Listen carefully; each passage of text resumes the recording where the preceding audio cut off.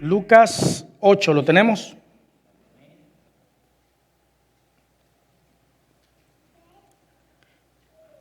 Vamos a tomar desde el verso 40 al 56. Casi la mayoría ya conocen esta historia que vamos a estar retomando una vez más. ¿Lo tenemos? Leemos la palabra de Dios en el nombre del Padre, del Hijo y del Espíritu Santo. Verso 40. Cuando volvió Jesús, le recibió la multitud con gozo, porque todos le esperaban. Entonces vino un varón llamado Jairo, que era principal de la sinagoga, y postrándose a los pies de Jesús, le rogaba que entrase en su casa, porque tenía una hija única, como de 12 años, de que se estaba muriendo. Y mientras iba, la multitud le oprimía, pero una mujer que padecía de flujo de sangre desde hacía 12 años y que había gastado en médicos todo cuanto tenía y por ninguno había podido ser curada, se le acercó por detrás y tocó el borde de su manto. Al instante se detuvo el flujo de sangre. Entonces Jesús dijo: ¿quién es el que me ha tocado? Y negando todos, dijo Pedro y los que con él estaban: Maestro, la multitud te aprieta y oprime. Y dices: ¿quién es el que me ha tocado? Verso 46. Pero Jesús dijo: alguien me ha tocado, porque yo he conocido que ha salido poder de mí.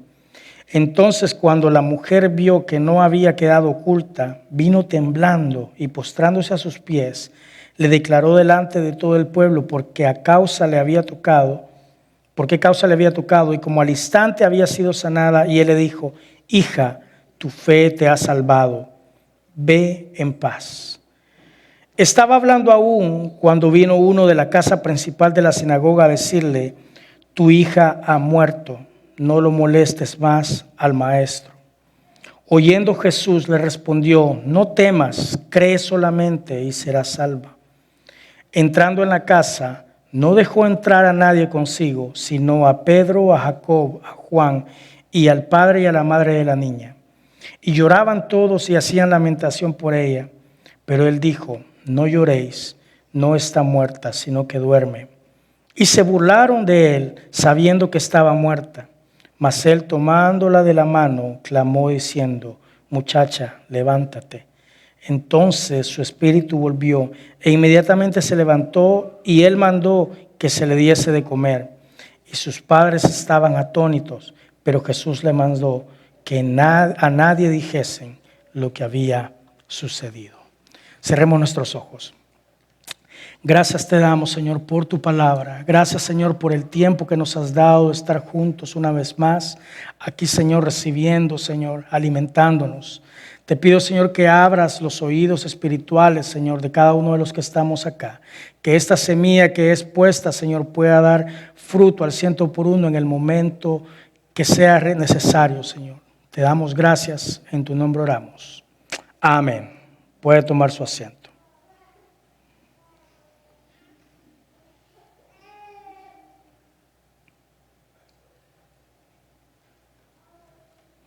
Generalmente el día de la madre se elogia todo lo que una mamá hace, ¿verdad? Y el día del padre generalmente pues se le regaña, ¿verdad? Cómo ser mejor y cómo esto y lo otro y lo otro. Es más difícil lo que el padre tiene que enfrentar muchas veces. Comenta un pastor que cuando él preguntó a los jóvenes, les preguntó: ¿cuántos de los varones que están acá, de los jóvenes, quieren encontrar a alguien con las características de su mamá? Y todos levantaron la mano, ¿verdad? Que todos querían encontrar a una persona que fuera con las características que tenía la mamá. Y dice que cuando él le preguntó a las jovencitas: ¿y cuántas de las jovencitas quieren encontrar una pareja con las características de su papá? Dice que hubo un silencio total y todos abajo, nadie dijo nada. ¿Por qué? Porque es bien difícil, y yo puedo decir que muchas veces se juzga, muchas veces un poco más fuerte, ¿verdad? Pero hoy vivimos tiempos donde la figura parental o la figura de un padre está bastante escasa en la mayoría de las familias, de los hogares. Amén. Gracias a eso venimos a ser muchas veces un producto monoparental, es decir, muchas veces las familias están constituidas casi la madre llevando la carga, ¿verdad? Siendo papá y siendo mamá la mayoría de veces. Y en otras ocasiones se tiene un padre, pero tal vez un padre ausente, ¿verdad? Un padre que está tal vez físicamente presente, llega del trabajo a dormir, pero es un padre ausente en la cuestión de esa conexión, ¿verdad? El darle 5 minutos a nuestros hijos muchas veces no justifica toda la labor de crianza y la responsabilidad que como padre tenemos que tener. Muchas veces, y yo soy culpable también de esto, yo digo muchas veces que yo trabajo todo el día, le digo a mi esposa, me tenés que ayudar con esto, y muchas veces con esa frase tratamos de buscar una excusa para que la madre lleve, aparte de la crianza, ¿verdad? Todo lo que tiene que hacer, ¿verdad? Muchas veces somos culpables como padres que las esposas, las mamás, ¿verdad? Están trabajando el triple y están todo el día desde que se levanta con el niño o con los hijos, sigue la tarea, y cuando venimos nosotros venimos cansados y todavía la esposa nos tiene que servir, ¿verdad? Y tiene que seguir. ¿Y a qué horas termina la labor de la esposa? ¿A qué horas termina la labor de una mamá? Y es aquí donde tenemos que entender que la responsabilidad de los hijos es de los dos lados. Somos un equipo. En ningún momento tenemos que dejar que el orgullo y el machismo gobierne sobre nosotros o enseñorearnos a nosotros y decir, yo no te puedo levantar esto porque eso es de mujeres. Eso simple y sencillamente, con todo respeto y con todo perdón, con todas las disculpas, eso es ignorancia, ¿verdad? ¿Sabe por qué? Porque al final de los años yo conozco a muchos hombres que incluso tratan a sus esposas un poco mal y a veces se sienten fuertes trabajando y muchas veces hasta cometen infidelidad con otras mujeres, ¿verdad? Pero cuando vienen los tiempos de cosechar, muchas veces, ya viejo, enfermo, sin trabajo, ya sin dinero, muchas veces es ahí donde viene y quiere buscar a la esposa otra vez. Las cosas son ahora.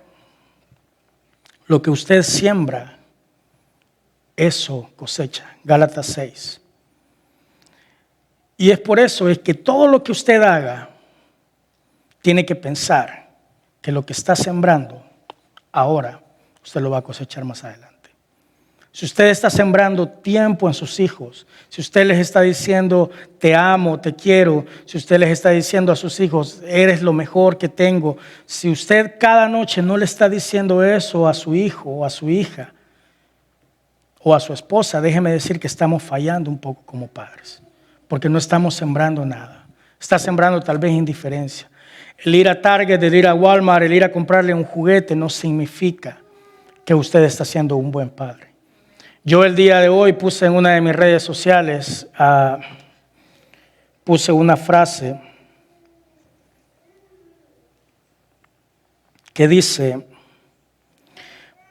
padres buenos hay muchos, buenos padres hay pocos. No es difícil ser un padre bueno, en cambio, no hay nada más difícil que ser un buen padre. Y de eso vamos a hablar el día de hoy. ¿Qué es lo que somos? ¿Usted es un padre bueno o usted es un buen padre? Son dos cosas muy diferentes. Pregúntese a usted mismo, ¿estoy siendo un padre bueno? ¿O estoy tratando de ser un buen padre? Fíjese, la Biblia nos presenta varios ejemplos muy hermosos y podría haber usado el sermón de hoy para hablar de Abraham, para hablar de Isaí, de Josué, de Job, hombres, padres excelentes. Pero en este sermón vamos a estar hablando acerca de las características que podemos ver sobre la vida de Jairo. Y el mensaje lo he titulado El padre que necesito ser. Amén. En la música siempre yo tengo una frase y en inglés siempre les digo, it's always a room for improvement. Quiere decir que siempre hay espacio para mejorar.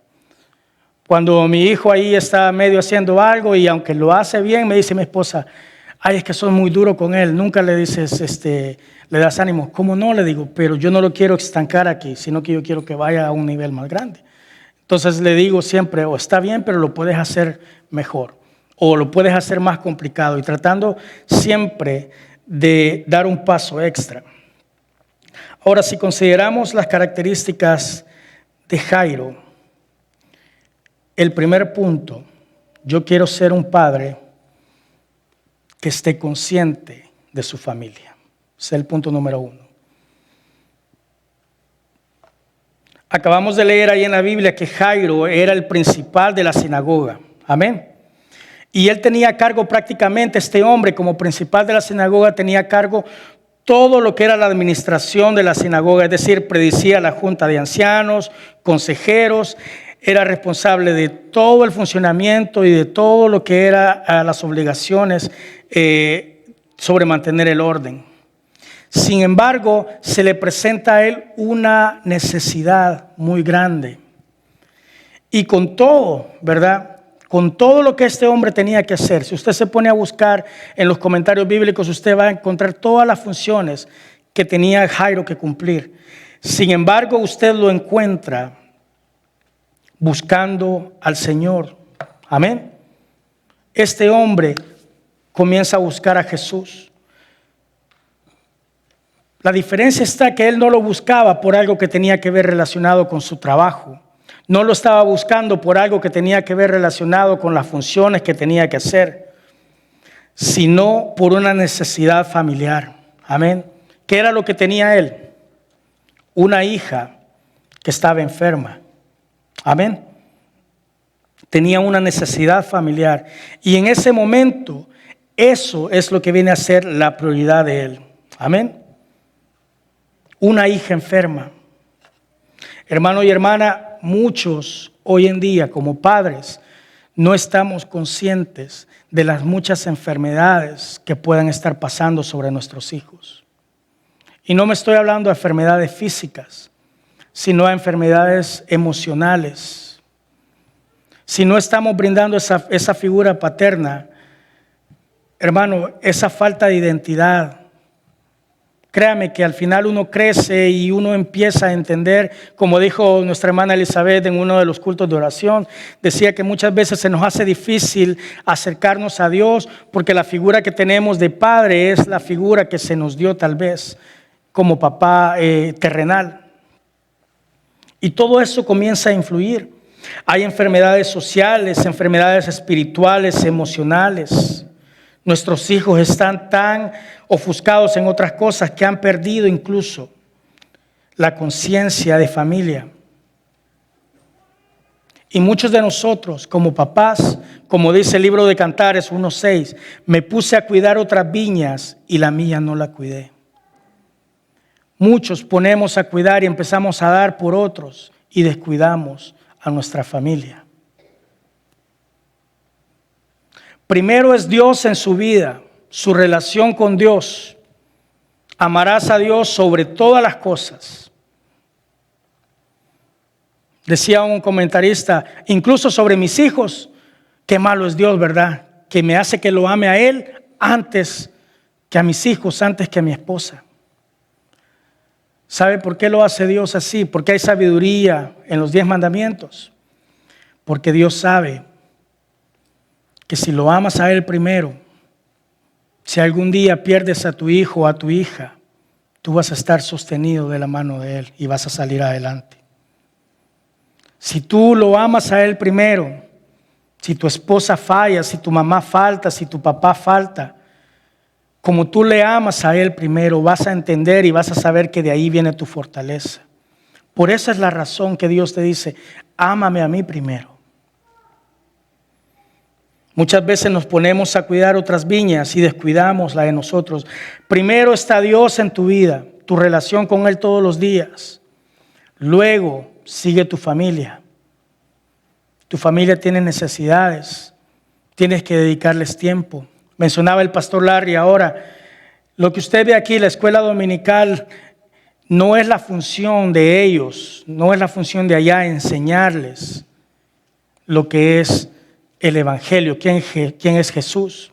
La obligación de enseñar, la palabra dice que nosotros tenemos que instruir a nuestros hijos.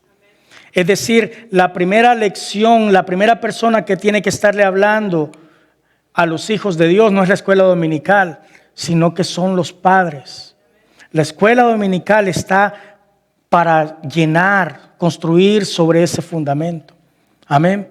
Decía, el hecho de solo venir a la iglesia, decía el pastor, es como que usted se meta en un garage, ¿verdad? No va a terminar saliendo carro de ahí. Lo mismo pasa, usted viene a la iglesia y usted, voy a terminar saliendo cristiano, no. Es conforme a una relación. Amén. Cuando usted ama a Dios primero, cuando usted ama a su familia y luego entonces viene su ministerio, lo que Dios le ha dado, porque cada uno de los que estamos aquí, todos tenemos un ministerio. Que lo está poniendo en práctica es otra cosa muy aparte. Pero todos hemos sido llamados a hacer algo para el reino de Dios. Y muchas veces por cuidar las viñas otras o por estar muchas veces tomando responsabilidad ajena, ¿verdad? Descuidamos, como dice en Cantares, descuidamos nuestra propia viña. Jairo es un hombre que estaba consciente de su familia. Por más que estaba ocupado en algo bueno, por más que estaba ocupado y que era una persona de renombre, sin embargo, él al tener una necesidad, él estaba consciente. No dijo, déjenme terminar el trabajo y mandó a sirvientes a que hicieran el trabajo, sino que él mismo personalmente, dice la palabra de Dios, que busca a Jesús. Y esto nos lleva al segundo punto. El padre que usted necesita ser es aquel que sabe a dónde y a quién acudir en problemas familiares. Cuando hay crisis de familia, Jairo fue al lugar correcto. Amén. Jairo supo ir de manera correcta. Incluso si usted va al versículo, dice la palabra de Dios, que él se postró.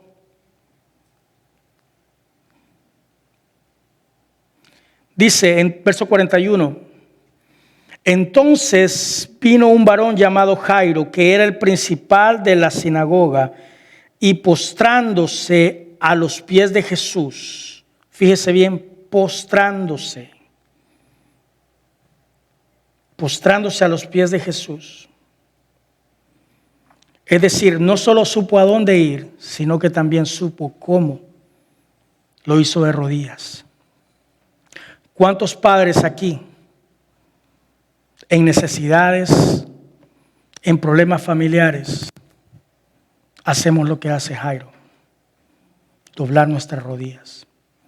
Antes que salir al del banco, antes que salir al préstamo, antes que salir al hospital, lo primero que como padres tenemos que hacer es doblar nuestras rodillas y pedirle a Dios dirección y sabiduría.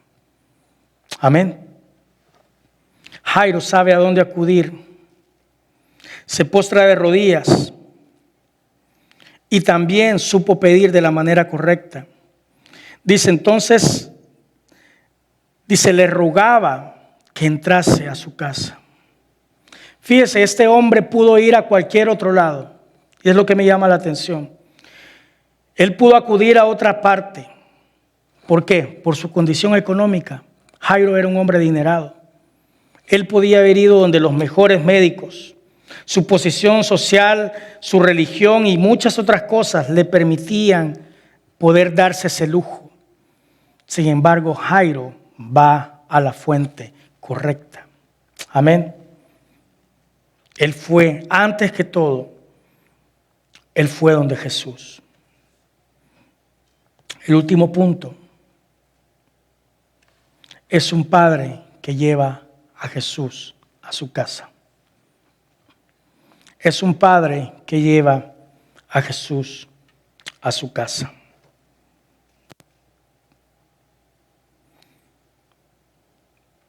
Si usted se da cuenta, a lo largo de los versículos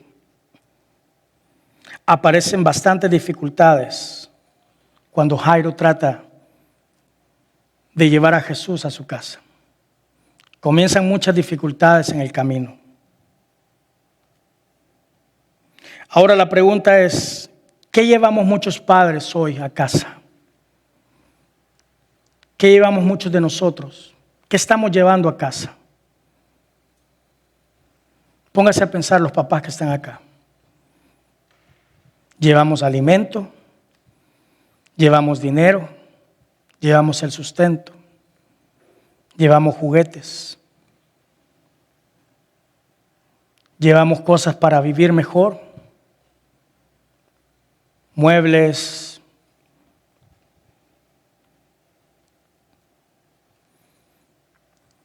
Ese es el hombre average. Ahora imagínese aquel hombre que no tiene a Cristo en su corazón y lleva violencia a su casa, lleva gritos, lleva malas palabras. Aquel hombre que cuando llega a casa sus hijos se esconden. Aquel hombre que cuando llegue a casa, aquel padre que cuando llegue a casa, su esposa le da miedo. ¿Qué estamos llevando como padres a casa? Jairo llevó a Jesús a su casa. Fíjese, llevar a Jesús, como lo repetí, enfrenta muchos desafíos. Uno de ellos usted lo puede ver y es la multitud. Jairo le dice, Jesús, mi hija está muriendo y usted sabe cuántos tal vez no ha llegado a momento de muerte, pero levanten la mano, ¿cuántos de los que están acá ha pasado un accidente que usted ha tenido que salir corriendo al hospital con su hijo o su hija? Levante su mano, ¿a cuántos les ha pasado? Hermano, uno como papá no está adiestrado para esto. Yo me acuerdo hace unos años, Santiaguito y Matías corriendo y nosotros, no corran. De repente, el grito, ¿verdad? Como era pequeño, él se dio en una de las esquinas de la ventana de la pared y se rajó lo que es la ceja. Hasta el día de hoy usted lo puede ver. Pero hermano, era de esas cortadas que la sangre está saliendo así. Y yo me acuerdo que mi esposa, mira aquí lo que y empieza a gritar y todo, y empezamos, hermano, ¿y usted cómo anda? Ni una chance de peinarse ni nada, sino que empieza uno a ver cómo apretar ahí, comienza a subirse al carro y vámonos. Y empieza la emergencia. En ese momento a usted no le importa, ¿verdad? Yo salí con un calcetín y el otro no. Usted hasta que llega al hospital que se empieza a ver usted cómo sale. Pero en esos momentos usted agarra lo primero que viene y usted se va. Amén. Algo así pasaba con este hombre. Su hija estaba muriendo y era tiempo, ¿verdad?, que empezaba a correr. Y él necesitaba, que le estaba rogando a Jesús, por favor, ven, que mi hija se está muriendo. Y comienza a enfrentar uno de los primeros obstáculos, que es la multitud. Amén. Dice el texto incluso que muchos le oprimían, dice. Había mucha gente y entre ellas todavía aparece la mujer con el flujo de sangre. Es decir, otras necesidades en medio del camino cuando él iba a enfrentar la sanidad para la hija de este hombre. Muchas veces, cuando usted trata de llevar a Jesús, usted comienza a ser oprimido por la multitud. Muchas veces la propia familia. Dice la palabra que incluso uno de la misma familia le dice: no molestes más al maestro, tu hija ha muerto. Muchas veces la misma familia trata de poner tropiezo cuando usted trata de hacer las cosas bien y de llevar vida a su casa. Y muchas veces es personal, son los problemas que aparecen que ya no tienen solución. Cuando esa llamada del médico le dice: ¿sabe qué? Ya no se puede hacer nada. Cuando el banco le dice: ya no le podemos prestar más. Cuando empieza la carta ya de está despedido, ya no hay más trabajo, tenemos que cerrar. A pesar de esos problemas, fíjese, Jairo enfrentó camino. Él trataba de llevar a Jesús, a pesar que tuvo que esperar el milagro de esta mujer, aún así él recibe una de las noticias peores: tu hija ha muerto. Eso es devastador. Yo no sé en ese momento que usted, ¿qué hubiera hecho? Usted se pone a llorar y usted tira la toalla por completo. ¿Sí o no? Cuando ya no se consiguió lo que se quería, decimos: ¿sabes qué? Ya hasta aquí. Sin embargo, contra todo, Jairo, aún así, decide llevar a Jesús a su casa. Eso es fe. A pesar de las malas noticias, a pesar de que ya estaba todo ya acabado, Jairo, contra todo, lleva a Jesús a su casa.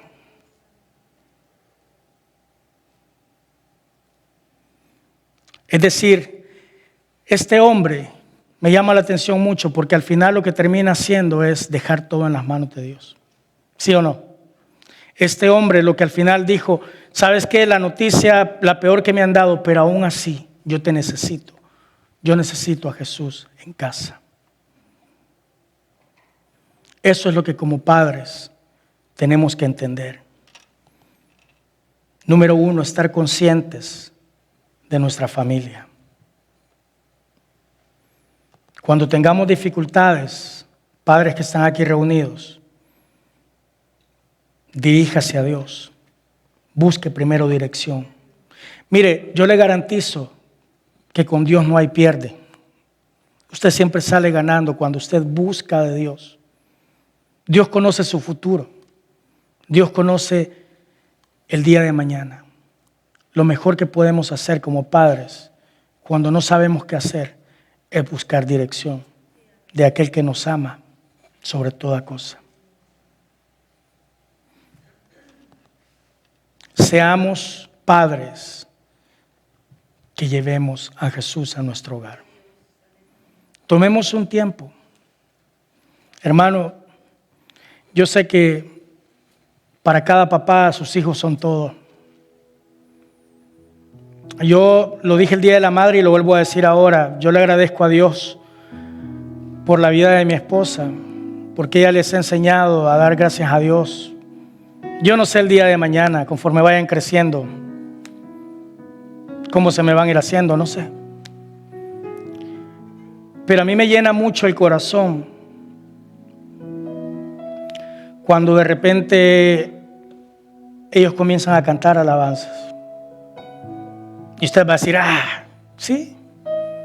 Están en su cuarto y comienzan esta semana estaban cantando esa canción: hay poder en la sangre, hay poder en la sangre.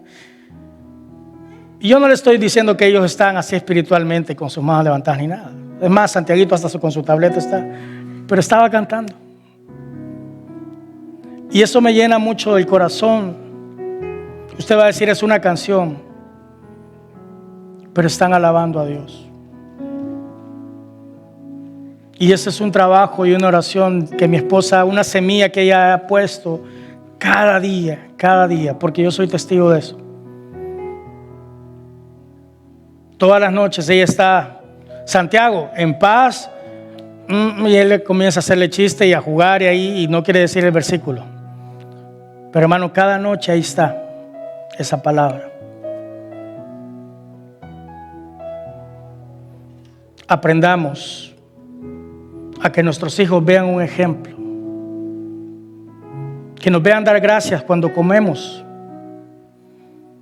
Tratemos de comer todos juntos como familia, que ellos puedan ver que hay que ser agradecido al alimentarnos por lo que hay en la mesa. Cuando se suben al vehículo, que ellos mismos oren, que den gracias al Señor, que nos guarde en el camino. Hermano, eso al final no tiene precio.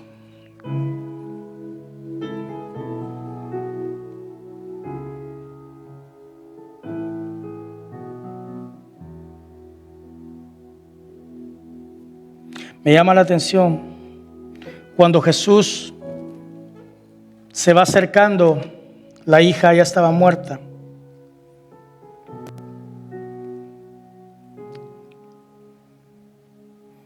Sin embargo, si usted se va al versículo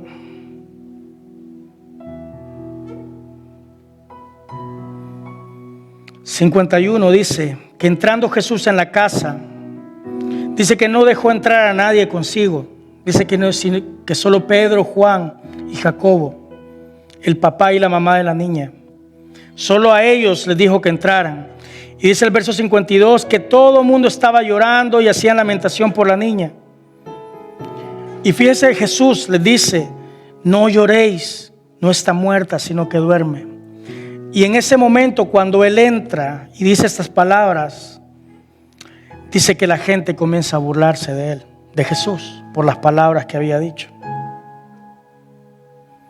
Hay gente que se va a burlar muchas veces porque estás en un restaurante y tus hijos están orando, tú estás orando, dando gracias. Muchas veces quizás te va a dar pena. Muchas veces los familiares se van a burlar porque estás, ay, qué religioso, ay, qué fanático, porque estás dando gracias a Dios, porque vienes tal vez a la iglesia. Dice el verso 54, mas él tomándolo de la mano clamó diciendo: levántate. Hermano y hermana, la última palabra la tiene Dios.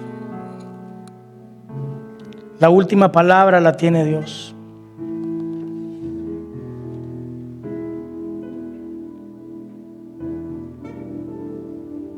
El tiempo que vivimos ahora, el tiempo en que estamos, es un tiempo difícil, amén. Yo le voy a pedir que se ponga de pie.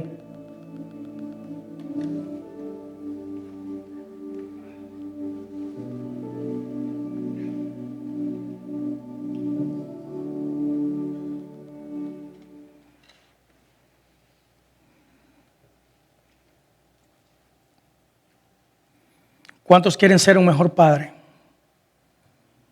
Levanta su mano los hombres que están acá, que queremos ser mejores padres.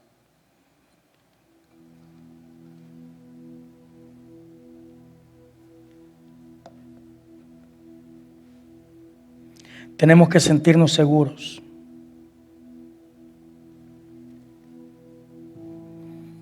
¿Cómo se sentirán nuestros hijos alrededor de nosotros? Incluso para esas mamás que les toca ser mamá y papá, ¿cómo se sienten sus hijos con ustedes? Esto me recuerda a la historia